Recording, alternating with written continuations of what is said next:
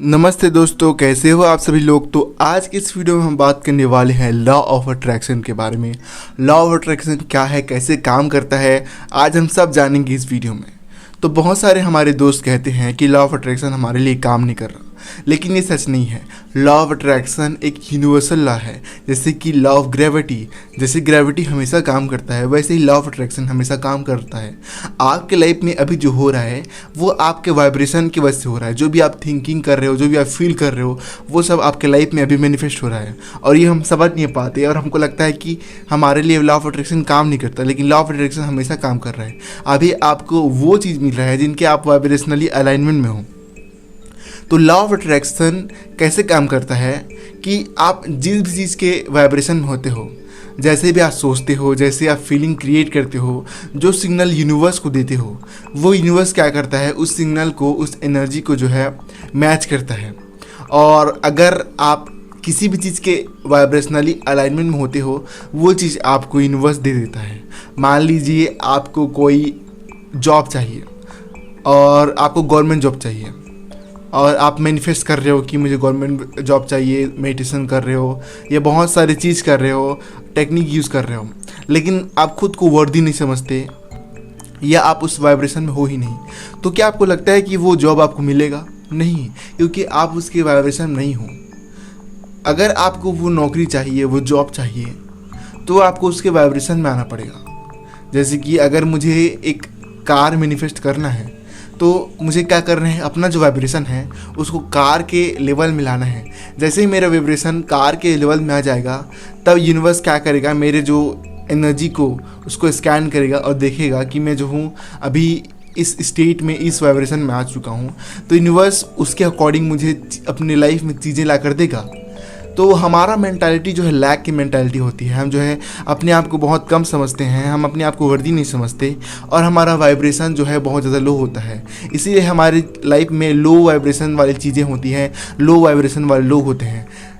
आपने नोटिस किया होगा, जैसे आप पहले स्पिरिचुअल नहीं थे, आप मेडिटेशन नहीं करते थे, तो आपके लाइफ में बहुत सारे टॉक्सिक और लो वाइब्रेशन वाले लोग थे।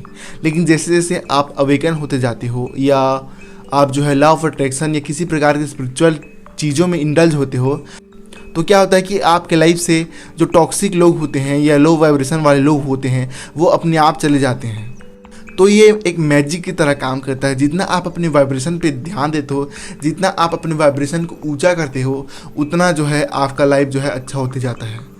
तो अब आपका क्वेश्चन होगा कि हम अपने वाइब्रेशन को हाई कैसे करें, जिससे हमें सब कुछ मिले जिसको हम डिज़ायर करते हैं। तो अभी आपका क्वेश्चन होगा कि कैसे हम अपने वाइब्रेशन को हाई करें और इतना बढ़ाएं कि हमें जो चाहिए वो हमारे लाइफ में हमें मिले। सो ये जो है बहुत सिंपल है, लेकिन आसान नहीं है। आपको अपने अलाइनमेंट में ध्यान देना पड़ेगा। तो अब्राहमिक्स जो है अलाइनमेंट के बारे में बात करती हैं। तो अलाइनमेंट से उनका क्या मतलब है? अलाइनमेंट से मतलब होता है अपने सोल के साथ अलाइनमेंट में आना, because your soul is everything. आपका सोल ही यूनिवर्स है, आपका सोल ही सोर्स है।